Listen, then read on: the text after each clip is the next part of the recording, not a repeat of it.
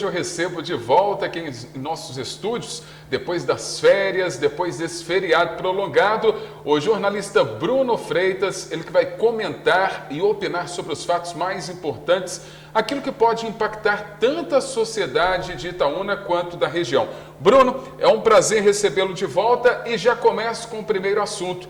O mineroduto está encontrando resistência em projeto de lei, afetando investimentos na região. Isso afeta também Itaúna? Sem dúvida alguma. A economia de Itaúna depende da atividade minerária e nas discussões que têm ocorrido na Assembleia Legislativa, os deputados têm questionado a forma como o projeto de lei que limita a implantação de minerodutos aqui na região tem ocorrido de forma até muito rápida. Vamos repassar os principais pontos na tela. Projeto de lei 3.402/25, que restringe o licenciamento ambiental. Lá e no plenário falaram que essa proposta beneficiaria a construção da ferrovia da Cedro, que segundo o presidente da Cedro, promete retirar mais de 5.000 carretas por dia da Fernão Dias. Só na mineração Uzi Minas são 800.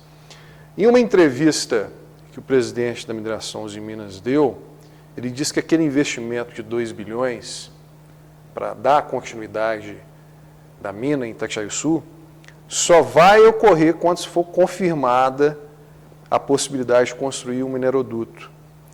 Ou seja, isso pode limitar o tamanho e até mesmo a concretização desse desenvolvimento. Lá na coletiva de imprensa que foi feita com os jornalistas, o Carlos Rezônico, ele disse que esse projeto de minérios com maior concentração dará um novo fôlego à mineração em Itatiaiuçu. Foi necessário convencer os acionistas da Uzi Minas em continuar cooperação aqui na cidade. Você imagina o peso se a mineração encerrasse agora em 2030. Os caminhoneiros aqui de Itaúna precisam se mobilizar, ficar atentos a essa questão. Também as pessoas da região de Serra Azul que têm propriedade rural e que alegam que serão impactadas com a ferrovia, e as mineradoras que precisam construir um mineroduto para escoar um aumento da produção planejado. Ainda que o projeto da Cedro eventualmente não se concretizem, o mineroduto é necessário para escoar a produção da Minerita, da Uzi Minas, da ArcelorMittal, até o Modal ou até Sarzedo. Pelo menos essa era a ideia inicial das mineradoras, fazer essa conexão. Agora, é fato que o Brasil fez uma escolha errada ao se priorizar o transporte de cargas apenas por rodovia. Qualquer país desenvolvido tem o transporte ferroviário não só para escoar carga, commodity, como é minério, como também transporte de passageiros. E um dos grandes gargalos que o Brasil tem hoje é a deficiência em infraestrutura, que causa dependência econômica, como nós temos aqui em Itaúna, acidentes e um custo incalculável. Portanto, quanto mais o Brasil investir em infraestrutura, melhor, inclusive, deixamos de depender desses políticos que só querem pensar em si próprios. Agora, o segundo assunto é que o Santander pode, se quiser, voltar a pagar os benefícios do INSS aqui em Itaúna. Gostaria que você explicasse o porquê que parou esse pagamento lá pelo Santander. Segundo o INSS, em junho, o Santander solicitou o descredenciamento da agência de Itaúna para os aposentados receberem os benefícios. Só que o banco voltou atrás em julho e disse que não vai mais fechar a agência aqui da cidade, pelo menos agora, em 2025. E o INSS disse que, embora o Santander tenha cumprido todos os requisitos necessários e feito esse descredenciamento, ele pode solicitar novamente o recebimento das aposentadorias. Vamos colocar na tela aí? O que o INSS afirma? Né?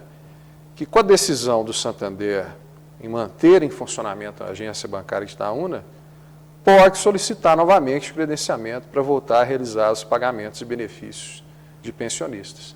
Então, se o Santander realmente quer continuar em Itaúna, ele deve atender os aposentados, a menos que ele queira fechar a agência logo ali no virar do ano e esteja segurando essa informação.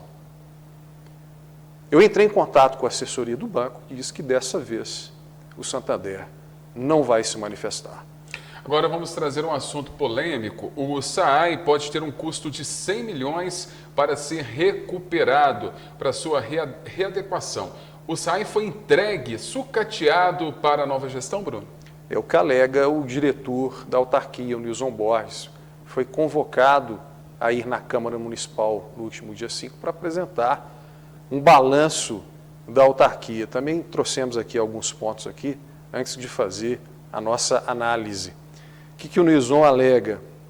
Que como o SAAI foi encontrado em janeiro e completamente sucateado, esses primeiros meses foram dedicados a corrigir falhas emergenciais.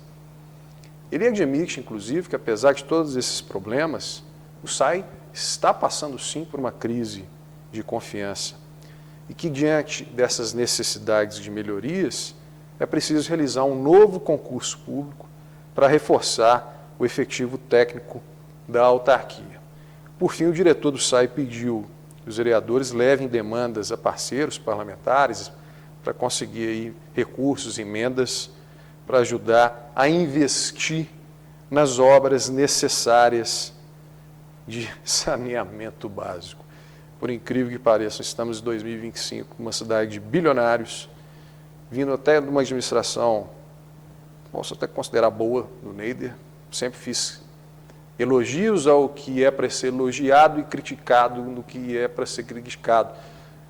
Mas o fato é, as obras de desassoreamento não foram executadas da maneira devida. Criou-se um problema de esgoto a céu aberto e, mais do que apontar dedo, acho que agora é papel das autoridades apurar a responsabilidade de quem colocou essas máquinas pesadas, escavadeiras hidráulicas dentro do Rio São João, dentro do Ribeirão dos Capotos, e destruiu os emissários de esgoto, porque quem paga a conta é quem mora ali, né, às margens desses cursos d'água. Inclusive, Bruno, na reunião da Câmara da última semana, foi solicitado por um vereador, até acabei esquecendo que eu assisti toda a reunião, que fosse responsabilizada essa empresa, que essa empresa deveria arcar com todos os custos para a recuperação dos emissários. Fora essa questão do projeto Soma, a gente tem o reservatório do Morada Nova, que foi inaugurado com uma capacidade aquém do necessário. Chega fim de semana, moradores do Cidade Nova, do Murilo, não tem água porque não há pressão suficiente de rede. Aqui no centro, no bairro Padre Eustáquio, onde há a tubulação mais antiga, rompimento quase todo dia, a população fica sem água. E o fato é, hoje se questiona a qualidade da água em Itaúna. O SAAI, que é uma autarquia que até um tempo atrás se vangloriava de ser superavitária, hoje passa talvez por um dos piores momentos desde a sua criação. Então, o município hoje aí tem uma batata quente nas mãos para conseguir executar todas essas obras, todas essas pendências que falam que o custo pode chegar até 100 milhões. Teve vereador que perguntou lá na Câmara se deixaram o SAAI nessa situação de forma proposital. Considerando que ano que vem é ano eleitoral, eu acho que já é hora daqueles que pleiteiam cargo público nas próximas eleições demonstrarem atenção para a cidade. Não acho que político tem que aparecer só em época de eleição, não. Inclusive para quem postula cargo de deputado. Política você tem que trabalhar todo dia, dar a cara a tapa diariamente pela cidade, porque a política não é feita em proveito próprio, ou não deveria ser, é feita para o bem comum, para as pessoas. E se tem um problemão para se resolver na cidade, quanto mais cabeças pensantes e comprometidas, melhor. Bruno, mais uma vez, muito obrigado pela sua participação aqui no Jornal Cidade em Notícia. Eu te espero na quinta-feira. O prefeito Tatiaissu, nós vamos falar no próximo quadro, não é, Fábio? Fica para o próximo. Tem muito assunto para comentar.